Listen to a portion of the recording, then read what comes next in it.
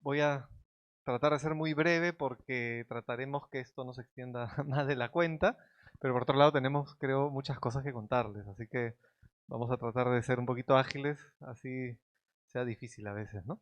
No quiero olvidarme algunas cosas, así que voy a estar así repasando un guión, no suelo hacerlo, pero esta vez lo voy a hacer para no olvidarme nada. Primero, nada, agradecerles, darles la bienvenida y agradecerles que se hayan dado su tiempo y que estén acá con nosotros. Esto en principio de alguna manera nos congrega lo que es el cierre de un proyecto de investigación. Eh, Estamos acá justamente porque después de 2 años de iniciar el proyecto, vamos a dar a conocer los resultados de lo que se ha investigado en estos 2 años y de alguna manera, principio y comienzo agradeciendo tanto al CONCITEC como a la PUC, porque fueron los que de alguna manera han financiado el proyecto y confiaron un poco en lo que nosotros propusimos, ¿no? Eh, Resumo brevemente, el objetivo general del proyecto es determinar un modelo de confort que represente la sensación térmica de las personas del área rural de la zona altoandina del Perú al interior de sus viviendas, ¿no? Y cuando digo modelo, suena un poco extraño, pero modelo en el fondo es casi una representación matemática, ¿no? Un poco puede no sonar muy asequible, pero haremos el intento de transmitir un poquito qué significa esto y la utilidad que tiene, ¿no? Eh, Modelos de representaciones matemáticas de lo que es el confort ya existen y han sido estudiadas desde hace ya décadas, ya están en normas de otros países, de alguna manera forman parte de códigos, de estándares, ¿no? Pero nosotros nos interesa mucho la particularidad del territorio. En este caso estamos hablando de un territorio que está en general sobre los 4.000 metros de altura, ¿no? De altitud sobre el nivel del mar. Y creo que es importante ser conscientes, esto a veces no pensamos mucho en esto, pero el, de los casi 8.000 millones de personas que hay en el mundo, el 76% de esa cantidad de personas en el mundo, 76% viven por debajo de los 500 metros sobre el nivel del mar. 76. Por encima de los 2.500, 2.500, ¿ah? O sea, un poquito de Arequipa para arriba, o sea, todo Huaraz, Huancayo, en fin, todo. Por encima de los 2.500 solo vive el 1% de la población mundial. 1%, ¿no? O sea, uno de cada 100, ¿no? Y por encima de los 4.000, solo el 0.1%. O sea, y de ese 0.1% que vive por encima de los 4.000 metros, la mitad vive en Perú, perdón, una tercera parte en Perú, una tercera parte en Bolivia y una tercera parte en la zona del Tíbet. O sea que, digamos, casi 3 millones a 4 millones de peruanos representan la tercera parte de la población en el mundo que vive por encima de los 4.000. Si nosotros como peruanos no vemos por nuestra particularidad, nadie va a ver por nosotros, ¿no? O sea, Bolivia, Perú compartimos muchos retos en esas altitudes, ahora todavía con la coyuntura de cambio climático, que son muy particulares, sabemos que es un clima riguroso y si nosotros no hacemos de alguna manera investigación para resolver problemas tan particulares, nadie lo va a hacer por nosotros nuevamente. Es un clima frío, tropical de altura, muy particular, mucha radiación, épocas muy secas, lluvias estacionales, la altitud, en fin, retos que hay que enfrentar con de alguna manera ciencia, por un lado, ¿no? Y también con, de alguna manera, voluntad y, bueno, en fin, en este caso, y para seguir un poquito en la hilación, el trabajo ha sido desarrollado, en este caso, en la localidad de Langui, distrito de Langui, es provincia de Canas, en Cusco, y también aprovecho, al final voy a tener que dar unos agradecimientos generales, pero voy aprovechando un poco en el camino, agradecer profundamente a la comunidad, ¿no? Ellos nos han apoyado en todo, incondicionalmente, a las autoridades y a la población local.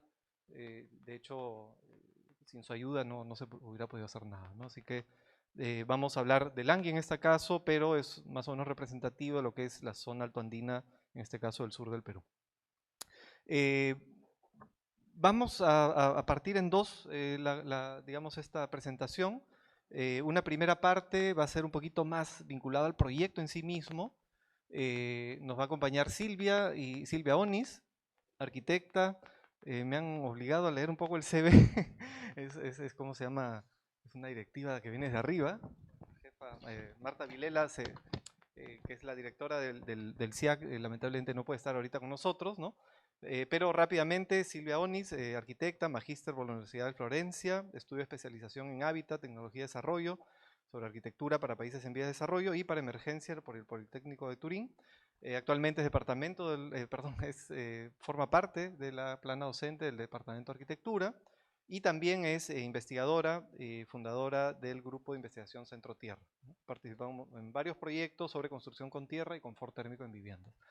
Silvia, en primer lugar, nos va a hacer una introducción un poco a lo que es la vivienda rural en general y particularmente también en el caso de Langui. Se ha hecho, vimos necesario y fue parte también de la lógica del proyecto, antes de hablar de confort térmico en este ámbito, conocer mejor la vivienda, para de alguna manera tener una capacidad de elección también y de representatividad al momento de ir detrás de ese modelo matemático que decíamos. La vivienda rural tiene unas particularidades pues bastante singulares, ¿no? Y Silvia va a tratar en, no sé, hemos dicho 10, 15 minutos, pero podemos ser un poquito flexibles, no mucho, de sintetizar un trabajo muy digamos, riguroso que se ha hecho de lo que son las viviendas en esta localidad. Y luego, seguido esto, viene una parte un poquito más, llamémosla así, más dura, quizá más compleja, pero que creo que Enrique lo va a saber de alguna manera transmitir, de una manera más asequible, aunque no es fácil, ya para hablar un poco del modelo mismo, ¿no? Que es de alguna manera fruto de, bueno, de una cuestión que tiene que ver más con temas estadísticos y basado en encuestas. En este caso, Enrique Mejía es ingeniero mecánico por la PUC, magíster en gestión y política, innovación y tecnología. Actualmente forma parte, también es profesor del Departamento Académico de Ingeniería y su trabajo también se enfoca en ingeniería de la energía, con un interés particular en construir viviendas confortables y saludables. Yo sin más doy la palabra a Silvia, voy a controlar un poco el tiempo y nada, vamos. Sí, entonces le voy a presentar, justamente voy a intentar introducirlos en el territorio y la vivienda en Langui, ¿no? Entonces creo que la primera pregunta que nos ponemos y que nos acompañará durante toda esta reflexión es por qué seguir investigando la vivienda rural, ¿no? En algunos casos, como son objetos arquitectónicos pequeños, creemos saber todo de la vivienda rural, ¿no? Pero sabemos por estudios previos también que hay bastantes variaciones entre localidades a veces muy cercanas. Entonces, volviendo un poco al texto, que uno de la Biblia, quizás de la vivienda vernácula aquí en Perú, el texto de Burga, sabemos que hay varios casos, diferentes tipos de vivienda vernácula y nosotros recogemos esta invitación de Burga en continuar estudiando los casos específicos para ir más en profundidad.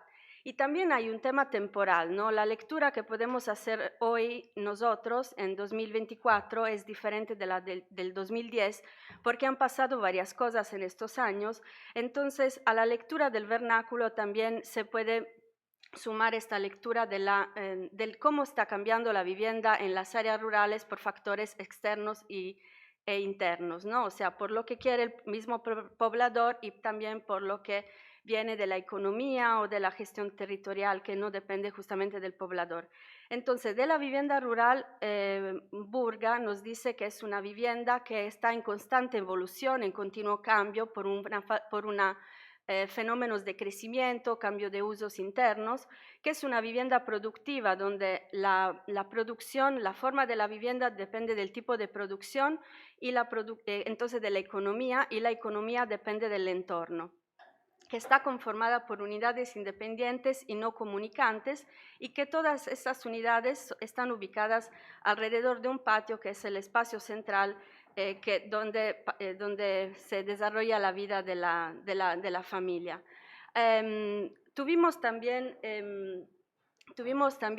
anteriores experiencias, por ejemplo, con la vivienda alpaquera, con el Centro Tierra en Orduña, y pudimos comprobar que la vivienda es una vivienda que crece justamente en el tiempo, ¿no? Entonces, desde la primera unidad que se conforma porque se forma una pareja, un matrimonio, luego, después de esta fase, justamente se tienen diferentes fases de evolución en los años donde se pueden añadir unidades o porque aumenta el número de los componentes de la familia o por la misma economía de la familia, hasta que se cierra justamente el patio. Entonces, nosotros en Langui nos pusimos estas preguntas, ¿no? ¿Cómo crece la vivienda? ¿En cuántos años crece? ¿Cuáles son los factores que determinan su crecimiento hasta su abandono? ¿Cómo se acomoda la topografía, la orientación a las visuales? Si hay todavía una idea compartida de vivienda, entonces si la gente construye la vivienda y todas finalmente se parecen, ¿no? Esto en literatura se llama conciencia espontánea de la población y quisimos ver también si existe todavía, ¿no? Y cómo reacciona la vivienda a las intervenciones externas.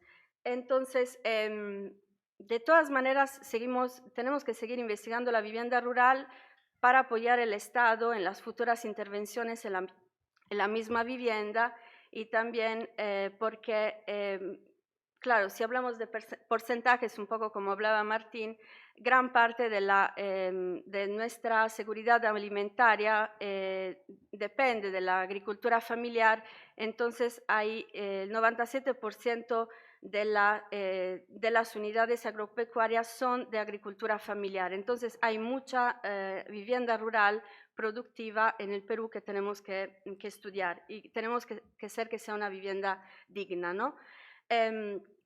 Entonces, esta investigación es como quisimos tomar una foto instantánea de la vivienda al día de hoy en Langui, porque pensamos que en 5 años ya todo podría ser diferente.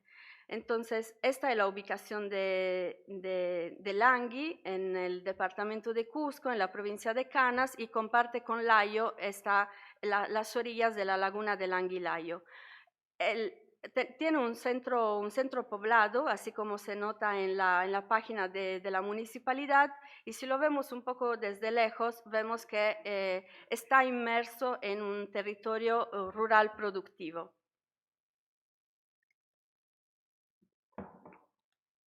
Entonces, viéndolo todavía un poco más desde lejos, estas son las viviendas rurales productivas que nos interesan. Podemos ver aquí las alturas de Cotaña, a los 4.200 metros. Al fondo ya vemos el valle agrícola, donde también hay ganadería de vacunos. La laguna, al fondo el Apu y Llana Orco y el distrito de Langui.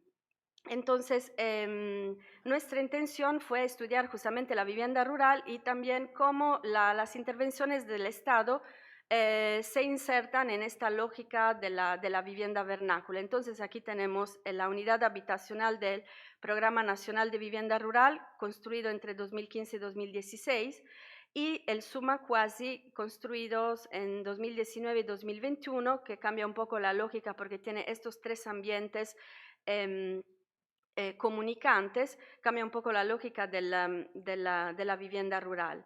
La vivienda rural hemos notado con un estudio por QGIS que está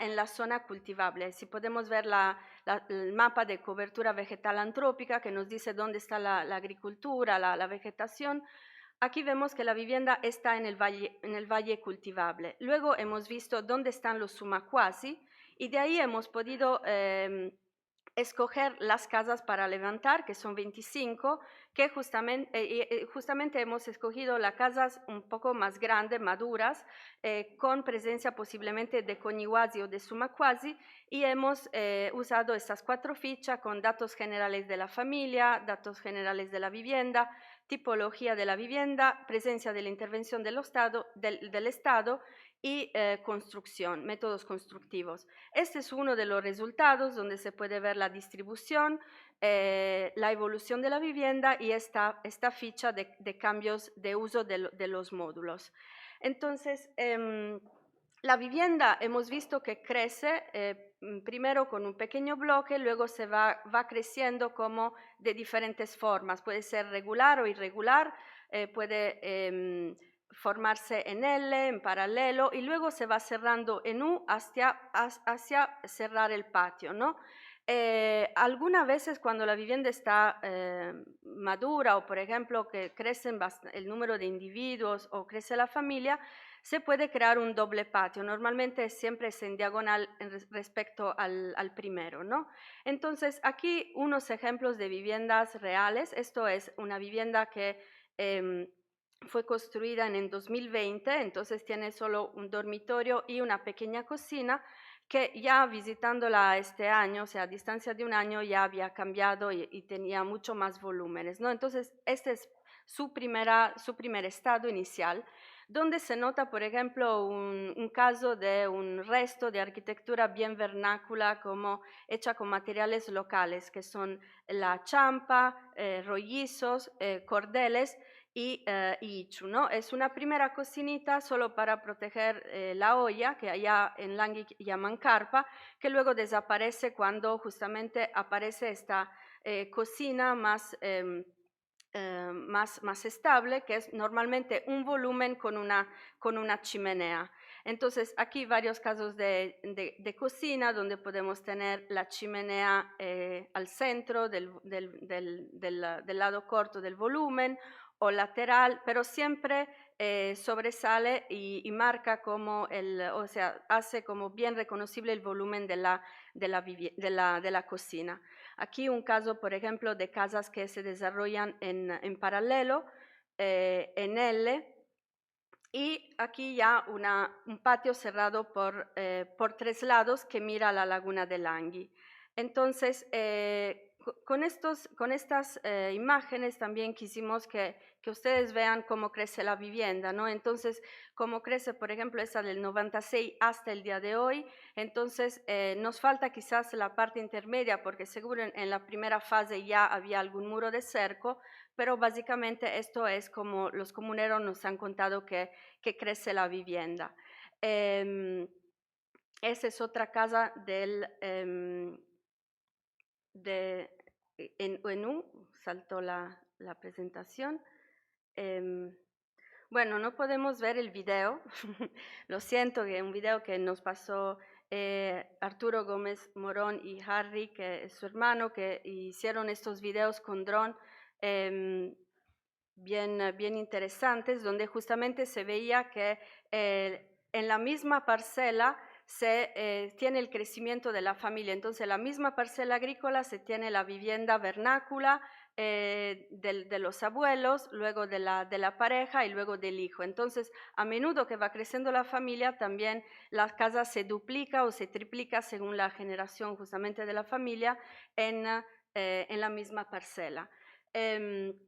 Otro caso de vivienda cerrada, con el patio cerrado que mira a la laguna, y otra fase de formación de la vivienda donde se ve que la vivienda crece hasta que con el cobertizo se cierra el patio, se complementa con el baño y otros ambientes funcionales a la economía de la vivienda, y al final, en 2022, aparece el summa quasi, ¿no? En uno que será un segundo patio de reciente formación.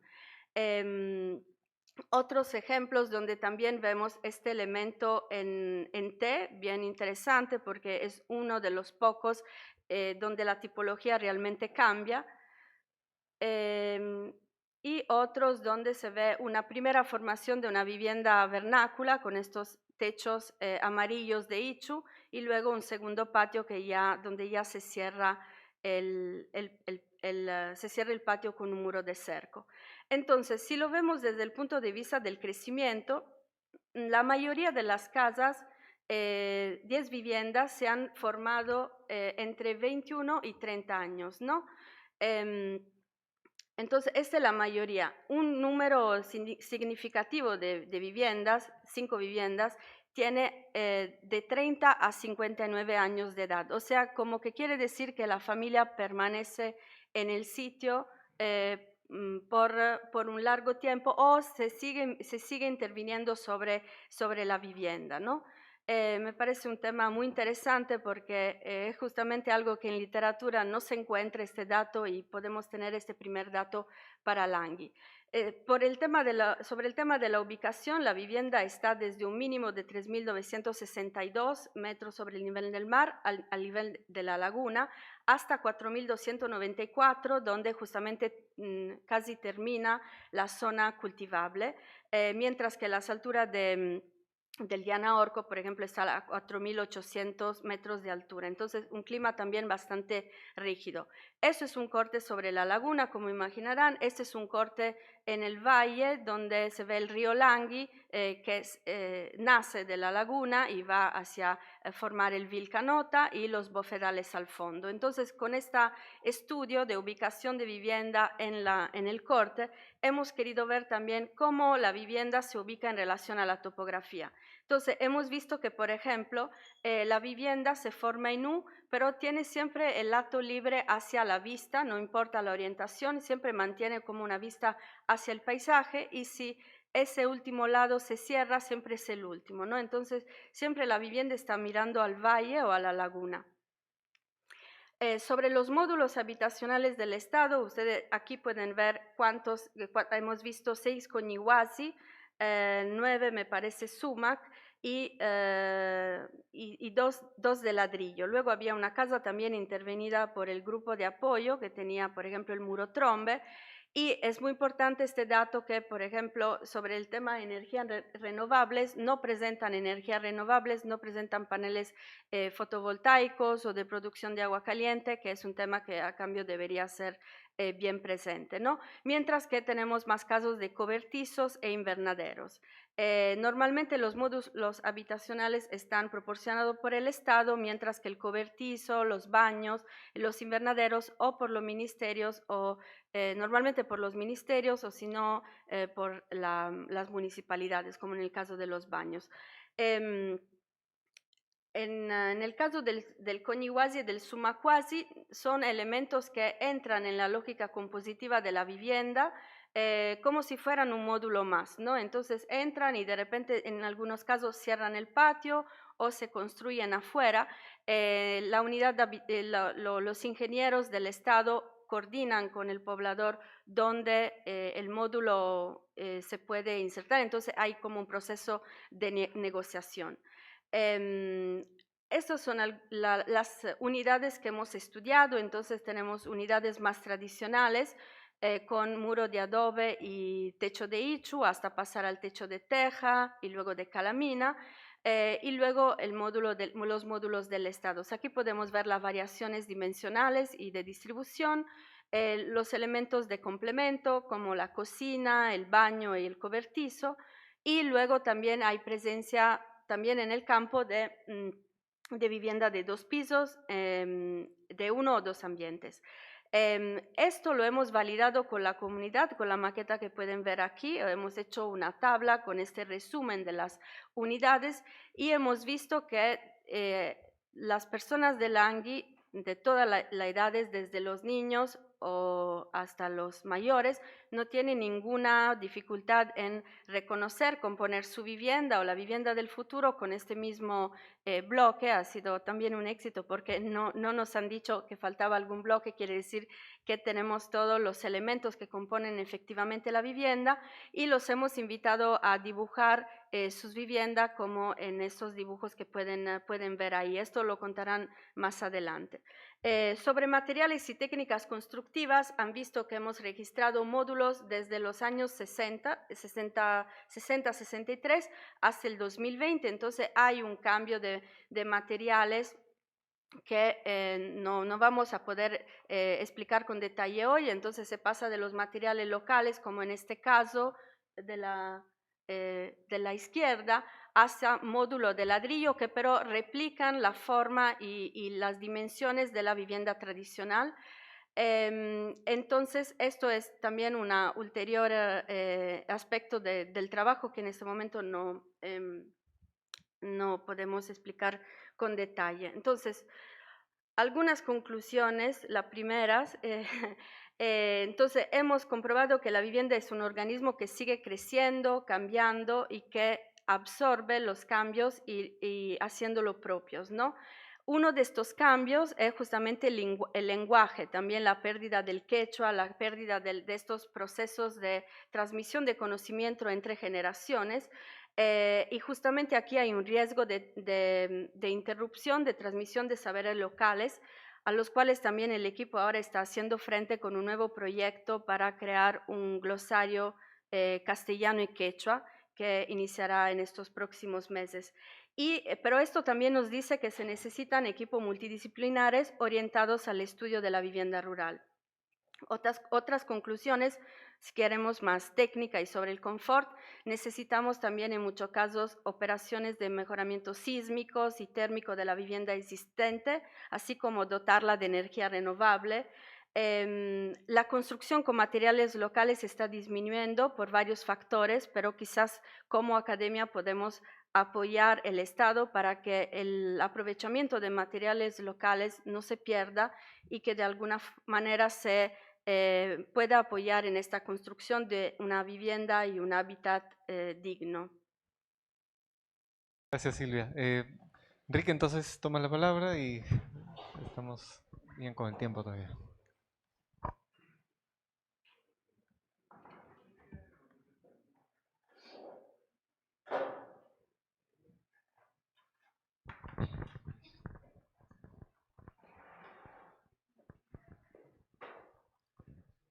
¿Qué tal?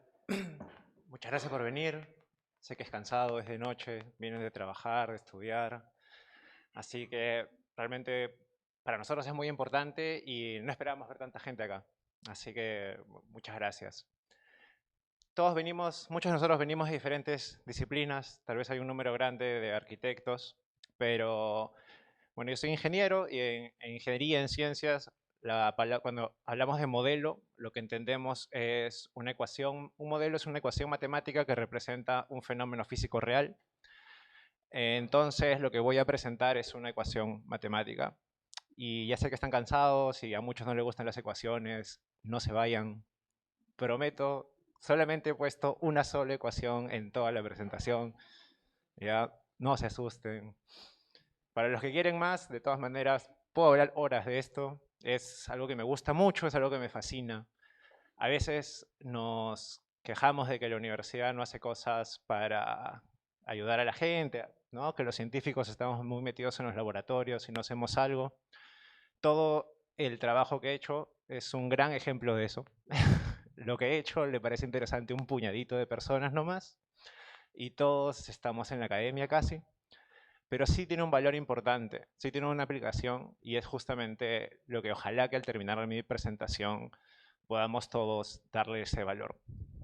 Ahora, hay una cosa, cuando nosotros decimos modelo de confort, cada vez que quiero explicar la palabra confort, yo sé que a todos nos relacionamos con comodidad y luego a todos se nos viene en la cabeza de que claro, como una ecuación puedo decir que estoy cómodo o no dentro de un lugar porque hay muchas variables y todos somos personas diferentes. Toda esta tradición y el trabajo que hemos hecho viene de la parte de ingeniería de los que estudiamos aire acondicionado, climatización, sistemas de calefacción. Entonces, en el aire acondicionado, cuando uno está en el aire acondicionado solamente regula 3 variables, que son la temperatura, la humedad y la velocidad del aire. Entonces, a partir de estas variables, las personas que instalan aire acondicionado desarrollaron desde los 60 una serie de ecuaciones que te permitan decir si las personas dentro de la habitación se van a sentir, y vamos a dejar de usar la palabra confort, vamos a decir neutral, neutral con el ambiente. ¿Ya? Eso quiere decir que si tú entras a un cuarto y dices, uy, acá está calientito, ya eso no es neutral. ¿Ya? Neutral es simplemente que no sientes ni frío ni calor. Y lo otro, esa es la primera cosa que quiero que recuerden. La segunda cosa que quiero que recuerden es que no apuntamos a que todos se sientan neutrales. Como muchas cosas en ingeniería, todos los que son ingenieros acá tenemos rangos de error. Entonces, en el caso más óptimo, en un cuarto que está muy bien construido con un sistema de aire acondicionado, solamente llegamos al 95%, a satisfacer al 95% de las personas dentro de la habitación.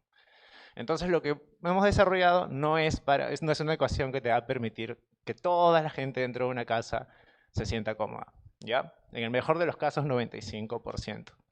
Y luego, esto no es nada nuevo, ya vienen experiencias de los 60 trabajando con esto, entonces hay un montón hay ecuaciones muy usadas, pero lo que dice la evidencia es que muy probablemente no las podemos usar en las viviendas como las que ha mostrado Silvia. Y una manera de hacerlo, de mejorar esas ecuaciones que ya existen, es utilizando entrevistas de campo, preguntándole a la gente. Y eso es lo que hemos hecho. Lo que ven ahí es una foto de las encuestas. Y voy a explicar cómo es esa metodología. ¿Okay?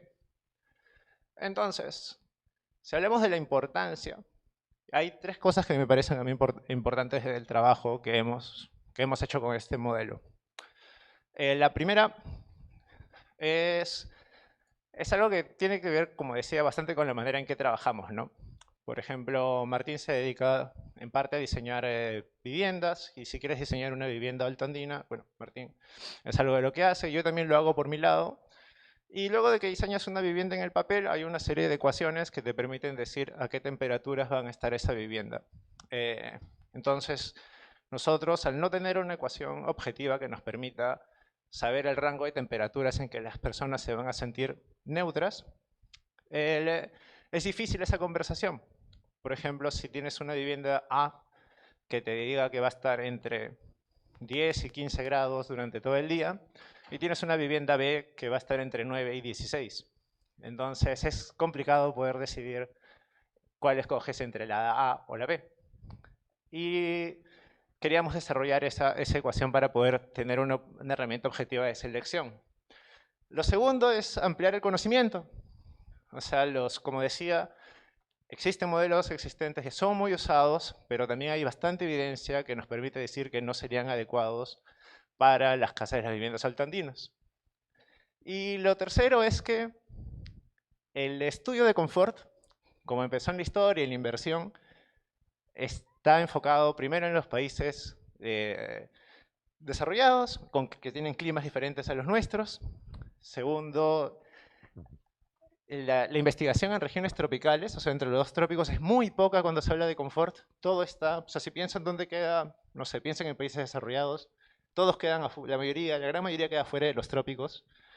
Entonces, para los trópicos hay muy poca investigación, y el punto es que tenemos climas particulares y diferentes. Por ejemplo, claro, nuestro verano y nuestro invierno, acá solamente en Lima, cuando uno dice el invierno en Lima, no es el invierno que piensas, pues sí, que ves en televisión con nieve y todo, ¿no? Son cosas muy diferentes. Y el otro es que hay muy poca investigación en contextos vulnerables en necesidad de frío. Hay más investigación en contextos vulnerables cuando hace mucho calor, pero en frío muy poco. Como decía Martín, muy poca gente hablando en el mundo vive en situaciones como esas. Luego, algo importante para entender y que va a ser fundamental es que cuando empezaron en los 60 empezó un danés llamado Fanger. Lo que hacía era ponía personas en cámaras que simulaban una habitación, los encerraban, los sentaban a todos y controlaban lo que viene a ser la temperatura, la humedad del viento. Y luego le hacía esta pregunta. Les preguntaba que califique la temperatura de su cuarto en ese momento. Y les decía que califiquen en esta escala. Esta escala se ha venido usando desde los 60 para todos los modelos que se desarrollaron después. El trabajo de Fanger es el trabajo que se utiliza, y el modelo que desarrolló es muy bueno para cualquier cuarto que tiene, digamos, en ambientes controlados, o sea, sistemas donde hay aire acondicionado o calefacción. Por ejemplo, en este no. Entonces, en los años 70, 80, aparecieron otras personas lideradas por Humphreys, Nichols, que lo que hicieron fue decir, bueno, las personas no vivimos en ambientes controlados del laboratorio, entonces es mejor hacer esta misma pregunta en el lugar exacto donde vive la gente. Porque la gente se puede poner ropa, quitar ropa, y entonces reacciona a su ambiente, ¿no? Abrir una ventana, cerrar una ventana. Hicieron un montón de modelos, y recién, el trabajo empezó en los 70s, 80s, recién se aprobaron y se pusieron en estándares en eso del 2010, 2013, con la misma escala, pero ya hacían trabajos en lugares como Pakistán, en la India. El punto es que para nosotros esos lugares sufren del problema contrario que nosotros. Nosotros en muchos de los casos, y bueno, el interés que tenemos muchos es por el tema del frío interior. Y ellos más bien tienen el calor. Y es más bien, cuando ves las recomendaciones de cómo usar ese modelo, no se recomiendan usar en lugares donde hace frío. Entonces luego vinieron, y ese es el trabajo que viene las últimas 2 décadas. China, como tiene el Himalaya y tiene bastante poder de inversión, ha invertido mucho en desarrollar estos modelos, y entonces esos son los que combinan ambas tradiciones en una sola ecuación. Ese es el que podría para nosotros, antes de empezar el trabajo, teníamos esta hipótesis que por ahí podía ir la respuesta. La metodología que usamos, como estaba diciendo, es una serie de encuestas. Hicimos 320 encuestas, le sentábamos a las personas en sus viviendas y les preguntábamos por esta escala de 7 puntos que hemos visto. Al mismo tiempo íbamos midiendo parámetros físicos del ambiente, medíamos temperaturas, humedades, velocidades de aire, etc. Para tener muestras diferentes, entrevistamos personas distintas, de diferentes edades, hombres, mujeres. Las viviendas, como mostramos, tienen características diferentes. También queríamos personas que vivan en Sumacuasi, personas que vivan en otros lados. Hicimos 160 en temporadas de lluvia, 160 en temporada de helada. Acá nosotros le solemos llamar verano-invierno, ¿no? Para poder comparar. Y tuvimos un trabajo para poder ver el tema del idioma, que fue algo complicado, que después de bastantes talleres pudimos lograr tener versiones de la encuesta en quechua y en español. Y para terminar, bueno, para mostrar los resultados, sí. Entonces lo que hicimos fue, por un lado teníamos las 320 encuestas y las respuestas de las personas y los datos de su vivienda, ¿no? Si quieres encontrar un modelo o una ecuación que lo que quieres hacer es predecir el voto de la persona en ese momento. O sea, en vez de tú meter a una persona y preguntarle por la escala de 7 puntos, lo que tú quieres es una ecuación que te ahorre ese trabajo, es decir, una ecuación que te diga esta persona qué número votaría.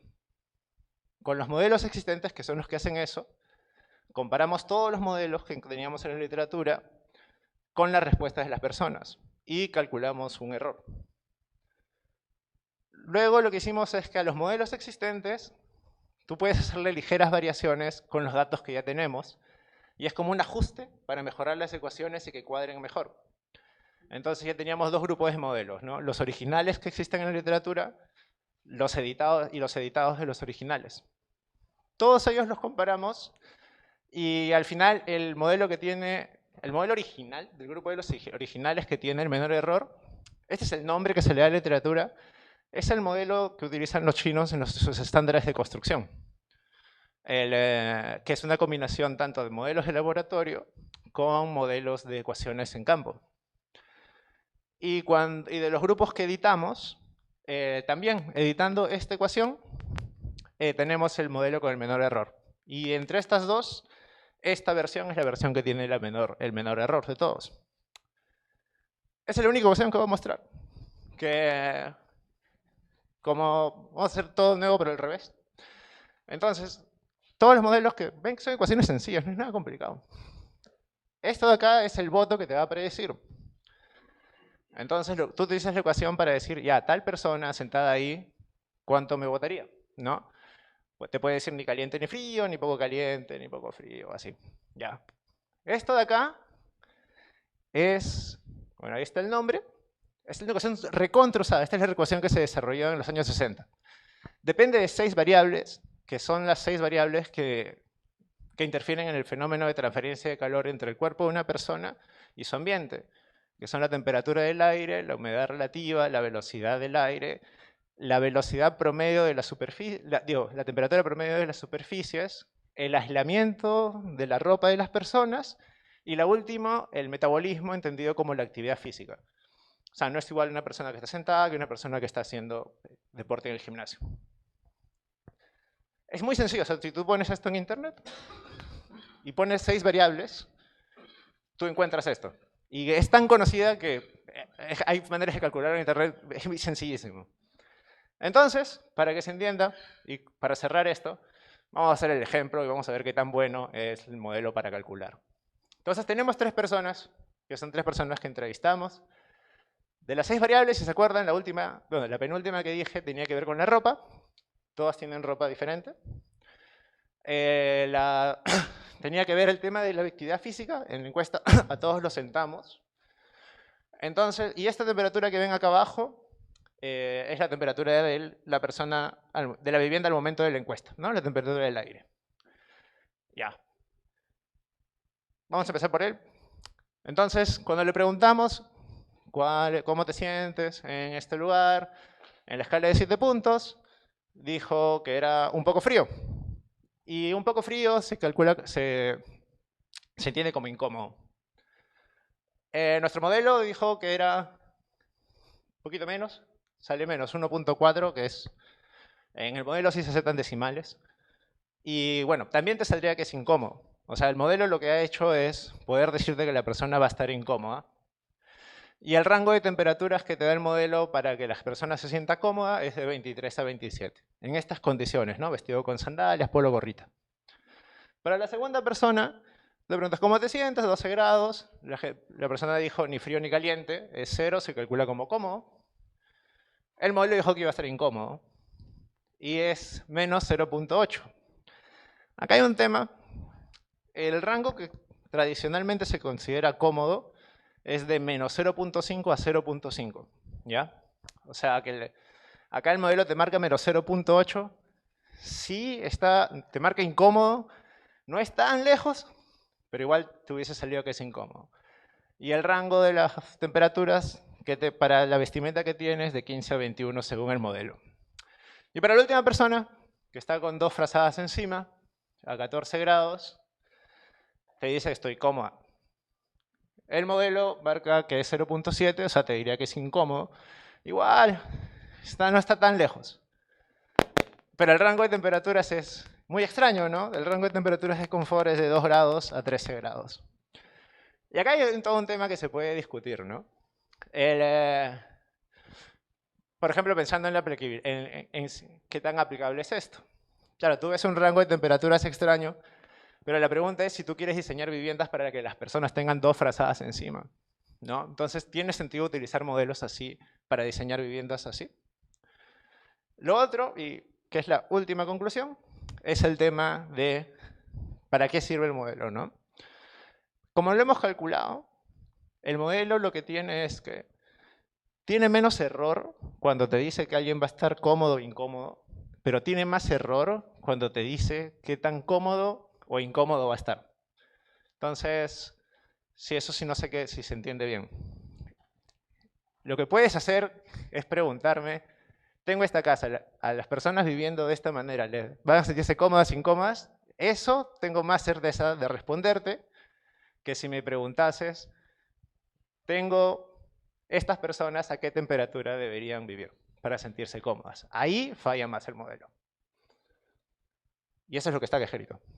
Entonces hay un menor error para decirte si alguien va a estar cómodo o incómodo con la ecuación que puse hace un rato, pero sí hay mayor error para decirte cuál es el rango que deberían estar. Por eso es que también se ve valores extraños. Una de las razones es que estamos forzando las cosas. Los modelos, cuando por ejemplo nosotros utilizamos este rango del PMB, fue diseñado para temas con personas con vestimenta entre ciertos valores, gente que va a oficinas. Las personas alternantes en sus casas tienen vestimentas que están fuera de ese rango. Entonces nos estamos basando en estudios que no tienen valor, que no han estudiado las condiciones para las cuales estamos.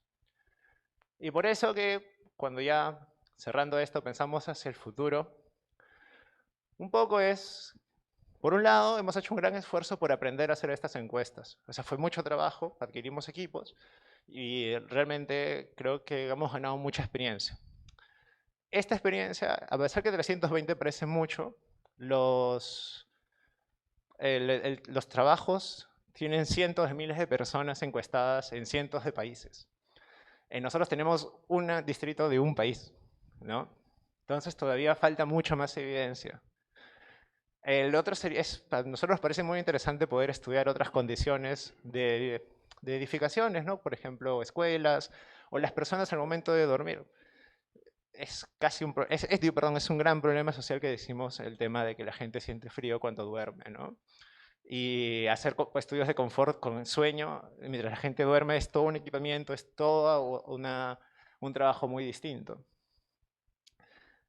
Lo otro es el pensar en mejorar estos modelos, pero mi sugerencia no es solamente hacer un trabajo matemático, sino cuando empezaron la gente con los modelos de confort, como los que son ingenieros saben que las ecuaciones o los estándares que diseñamos en ingeniería están muy relacionados con la manera en que trabajamos en ingeniería. Entonces, están diseñados de manera en la cual, pensando en el trabajo del ingeniero, cómo el ingeniero va a diseñar, te damos herramientas para que tú puedas trabajar. Claro, los modelos de confort fueron diseñados para gente de aire acondicionado. Entonces, gente que trabaja en edificios más parecidos a estos. Martín, yo, otras personas, tenemos diferentes maneras de trabajar al momento de hacer cálculos de temperaturas de vivienda. Tal vez por ahí puede ir la respuesta. Hacer modelos que nos permitan mejorar la manera en que nosotros trabajamos. O sea, gente que diseña viviendas altoandinas. Y tal vez por ahí eso ayude a disminuir el error. Y lo último, como ya he dicho al comienzo, esto de hacer trabajo de académicos que solamente le interesan a académicos, en realidad podemos tener bastante impacto con lo que hacemos, ¿no? Si tenemos si el error de la ecuación que hemos desarrollado puede ser aceptable, podemos evaluar muchas más viviendas de manera teórica, haciendo simulaciones de computadora, y eso nos va a permitir poder abaratar los costos de probar otros tipos de diseño, y así podemos construir viviendas más saludables, energéticamente eficaces y mejorar la calidad de vida en estas condiciones. Muchas gracias. Sí, es un ambiente cerrado por 3 lados. Normalmente hemos visto que tiene 2 columnas que son como hechas con un vaciado de concreto, el resto en adobe, y fueron construidas por un ministerio, no recuerdo ahora cuál. Y sí, son para animales, pero como fueron donados, no todas las casas tienen el mismo modelo, ¿no? Hay un modelo así como donado por el ministerio y otros que de repente son ambientes que para albergar animales, sí. Pero está hecho con materiales, con adobe y calamina, eso. No, hemos encontrado algún cuarto cerrado para animales, pero tradicionalmente no. Efectivamente, no hemos encontrado, aparte de eso, del Estado o algunos cuartos acondicionados, pero recientes. Pero sería necesario, porque también los animales creo que se mueren. Sí, sí, pero por ejemplo, este tema no lo hemos explorado mucho, ¿no? Por ejemplo, como lo hemos visto en Orduña, donde nos han contado que el cobertizo, así como se construye, no está bien porque el granizo, el ruido del granizo asusta a los animales, entonces necesitaría también el cobertizo tener una capa de aislamiento acústico, sobre todo para este tema de no asustar a los animales, ¿no? Pero aquí no hemos explorado mucho el tema del cobertizo, nos hemos enfocado más en la evolución de la vivienda. ¿Alguna otra pregunta? Ahora sí, micro, Sofía. Hola, yo tenía una curiosidad. Quisiera saber si se ha hecho la relación o si se piensa hacer la relación entre el tipo de vivienda y el confort, el levantamiento de las encuestas, digamos, ¿no? O sea, ¿en qué vivienda me siento mejor? De repente en la que tiene 2 pisos, en el segundo piso, o en la que tiene solamente un piso. Si es que se ha hecho ya o si se piensa hacer ese tipo de relación, porque tienen mucha data, mucho levantamiento, y pienso que si no se ha hecho podría ser muy interesante conocerlo.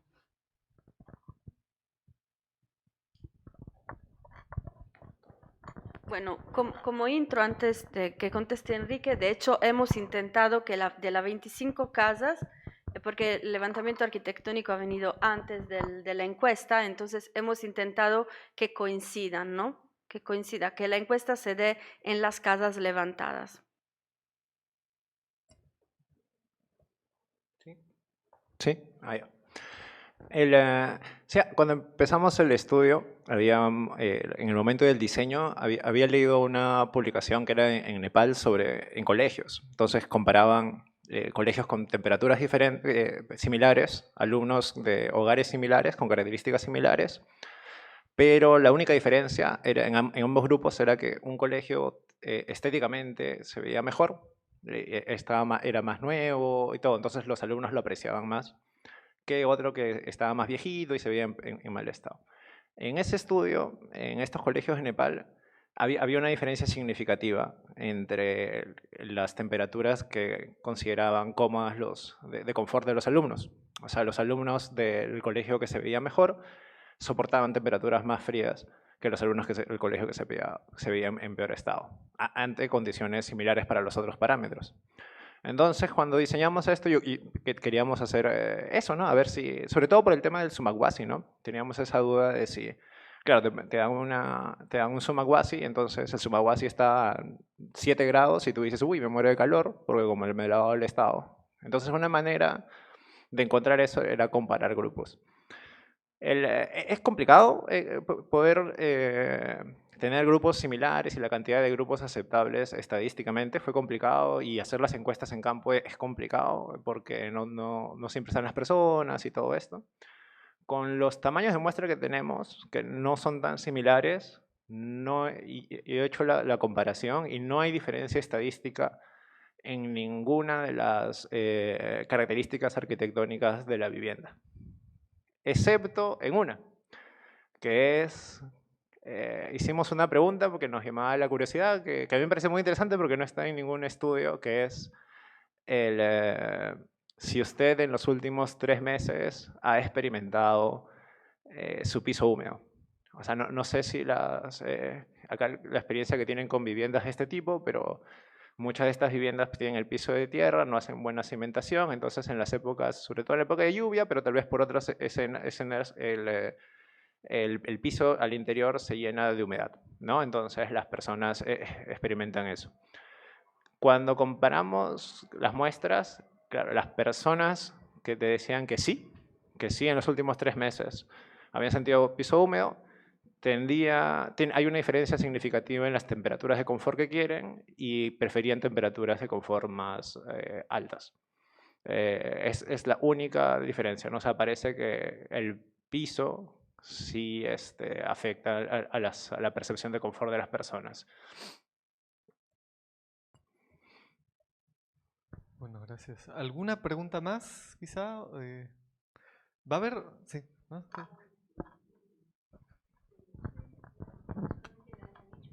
Para pobladores en viviendas de tierra, creo. O también, por ejemplo, han incluido piedra u otros materiales.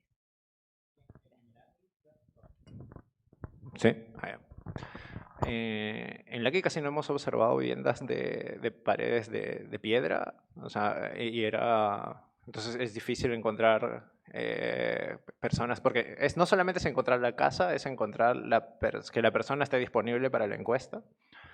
Yo no he visto. No hay vivienda de piedra.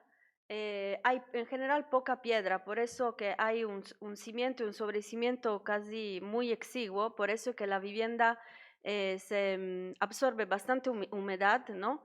Y finalmente muchas de las razones por el cambio de uso de un módulo está debido a justamente que el muro se humedece, la unidad se hace muy húmeda y se construye una nueva, por ejemplo, para albergar el dormitorio, y la anterior se convierte en depósito, ¿no? Entonces la humedad de los muros en realidad es un tema que hemos visto bastante recurrente por esta falta de piedra, ¿no?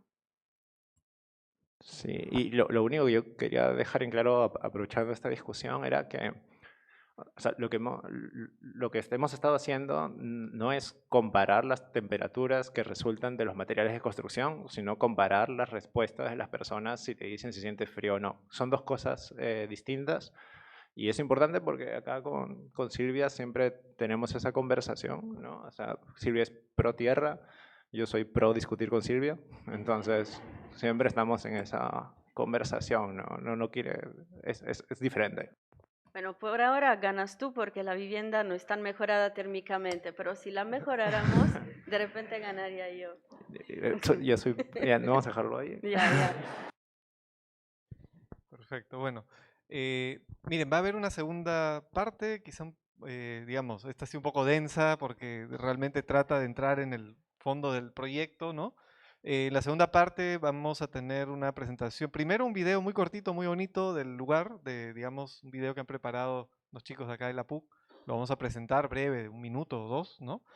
Luego vamos a presentar también lo que son la devolución de resultados en el lugar, un taller de entrega de devolución de resultados en el mismo Langui, que lo va a presentar también el grupo del equipo de investigación.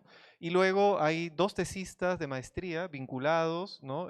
Al proyecto, que por un lado van a presentar lo que es la evolución también de la vivienda en Langui y por otro lado esto ya en Chavín de Huántar, pero también un pequeño proyecto de maestría también, en donde vamos a ver en los Sumaguasi lo que es el desempeño térmico y también la sensación de confort de los habitantes, ¿no?